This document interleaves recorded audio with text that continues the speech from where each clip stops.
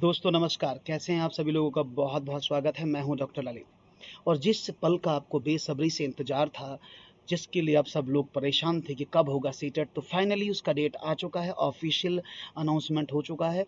जो आप देख पा रहे हैं मेरी स्क्रीन पर, date of submission online application 20 तारीख से शुरू होंगे और 19/10 तक ये चलने वाले हैं। तो यहाँ पर एक अच्छा मौका है। दिसंबर इन्फॉर्मेशन बुलेटिन, बहुत सारे सवाल आपके दिमाग में भरे होंगे, बहुत सारे प्रश्न आपके दिमाग में होंगे कि भाई क्या किया जाए। तो पहले कुछ शब्दों को मैं प्रश्नों को बता दूं कि यहाँ पर आपके दिमाग में चल रहा होगा, सर सिलेबस तो नहीं बदला है, क्या कुछ नया इम्प्लीमेंट हुआ है, एग्जाम ऑनलाइन होगा कि ऑफलाइन, या फिर क्या क्या चेंजेस हुए हैं, क्या एलिजिबिलिटी चेंज हुई है। लॉट्स ऑफ क्वेश्चंस आपके माइंड में होंगे। तो चलो उन सभी डाउट्स को दूर करते बिना शुरू करते हैं और देखते हैं क्या गाइडलाइंस जारी हुई है। मैं पूरा डिटेल में स्टडी आपको कराऊंगा, एक एक चीज़ को बता के चलूंगा, जिससे कि कोई प्रॉब्लम आपको शायद ना हो चीज़ों को समझने में। तो बता दें दोस्तों, central board of secondary education Delhi के द्वारा ये कंडक्ट किया गया एग्ज़ाम है जो आप करते हैं। और जैसे कि आप सभी जानते हैं, इसकी मान्यता जो है वो लाइफ कर दी गई है, यानी आप कंप्लीट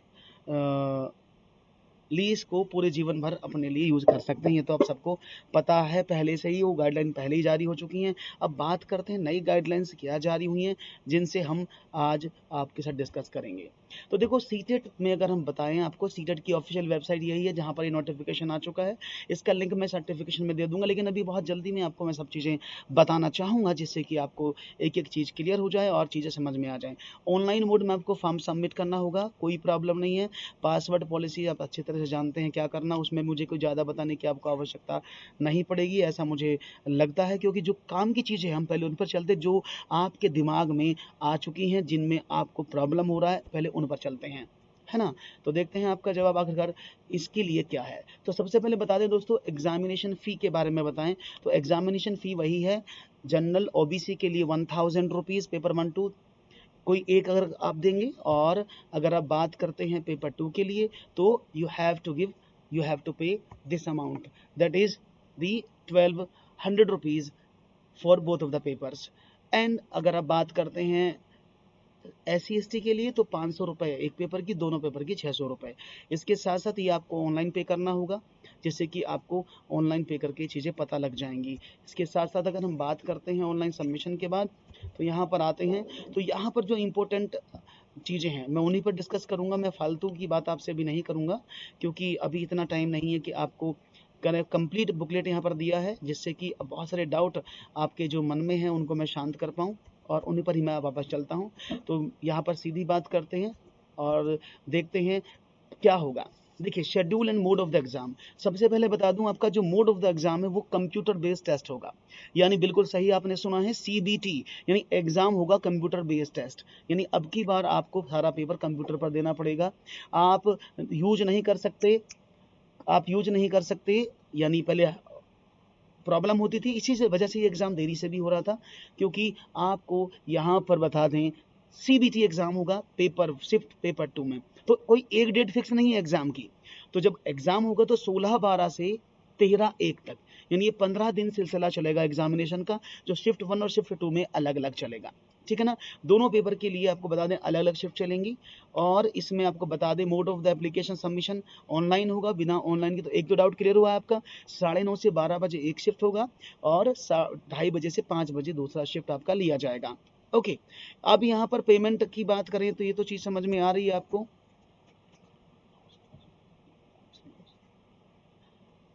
ओके, बात समझ में आ रही है। तो इसके बाद हम बात करते हैं एलिजिबिलिटी की। तो यहाँ पर जो एलिजिबिलिटी क्राइटेरिया है वो बहुत ज़रूरी मायने रखता है आप लोगों के लिए, क्योंकि एलिजिबिलिटी में तो बड़ा मुश्किल पड़ रहा है कि सर एलिजिबिलिटी तो नहीं बदली है। तो एलिजिबिलिटी बिल्कुल नहीं बदली है। एलिजिबिलिटी अगर मैं बात करूँ, तो there is nothing going to change in eligibility. ठीक है ना। तो एलिजिबिलिटी में कोई चुनाव नहीं हुआ है।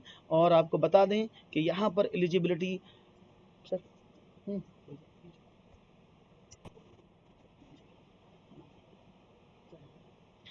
चल रहा काम नहीं कर पाया। ओके, तो एलिजिबिलिटी की हम बात करते हैं, तो सिंपल एलिजिबिलिटी, जो एलिजिबिलिटी पहली थी वही है। अब स्ट्रक्चर की बात करते हैं कि अगर स्ट्रक्चर में क्या क्या दिया गया है आप लोगों के लिए।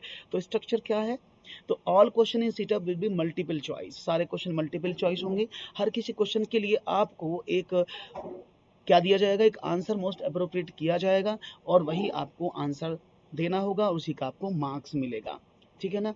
पेपर 1 पेपर 2 दोनों के लिए आपको बता दिया गया है स्ट्रक्चर, और दोनों पेपर में, पेपर 1 में भी जो person intend to be teacher with class 1 to 5 और सेकंड पेपर भी दे सकता है। So a person who intend to be teacher both of the level then he have to apply for both of the papers, तो उसको दोनों paper के लिए अप्लाई करना होगा। ये बात भी आपको समझ में आ गया है। अब यहाँ पर देखते हैं सिलेबस में स्ट्रक्चर क्या है। स्ट्रक्चर बिल्कुल सेम है, कोई भी परिवर्तन नहीं है। Child CDP 30 number, language 30 number, language 2 30 number, mathematics 30 number और एनवायरमेंटल स्टडीज भी 30 नंबर है।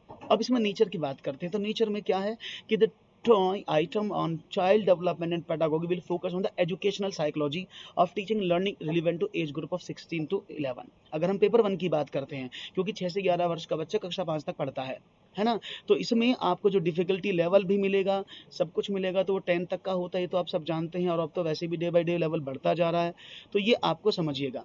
हालांकि NCERT की 5 की किताब सिलेबस से लिया जाएगा। पेपर 2 में भी सेम थिंग है जो पहले होती थी, 30 number 30 number 60 number 60 number 150, total 150 question, और सब चीज़ सेम है। 60 क्वेश्चन आपको मिलेंगे साइंस और SST से अलग अलग। Nature all things are same. अब यहाँ पर देखते हैं क्वालिफिकेशन मार्क एंड अवार्ड। जैसा कि आपको पता है 60% स्कोर करने होंगे। 60% के बाद आप आसानी से क्या कर सकते हैं, आप पास एग्जाम को माने जाएंगे। एप्लीकेबिलिटी क्या होगी वो बताते हैं, ठीक है। आगे बढ़ते हैं और देखते हैं यहाँ पर वैलिडिटी पीरियड सर्टिफिकेट, ये मैंने आपको बताया हुआ है। एग्जामिनेशन सर्टिफिकेशन सेंटर्स हुए होंगे, आई कार्ड जो है वो आपको मिले जाएंगे। प्रोसीजर मैंने बताया CBT होगा। टोटल वेरिफिकेशन ये इस तो आपको नहीं करना है। अब आगे बढ़ते हैं और बात करते हैं certificate, display record response, display answer challenge वो दिखाए जाएंगे। टेस्ट सेंटर भी बनाए गए हैं जहाँ पर अपना टेस्ट दे सकते हैं। तो यहाँ पर कंप्लीट जो चीज़ें दी गई हैं यहाँ पर आपको बता दें। अब बात करते हैं कि सिलेबस में कोई बदलाव है दोस्तों, तो मैं आपको बता दूं चाइल्ड डेवलपमेंट पेडागोगी में देखो सारे टॉपिक वही हैं, एक भी टॉपिक को नहीं बदला गया है। 15 नंबर कॉन्सेप्ट, 5 नंबर का इंक्लूसिव एजुकेशन और 5 नंबर की 10 नंबर की पेडागोगी, सेम सब चीज़ वही है।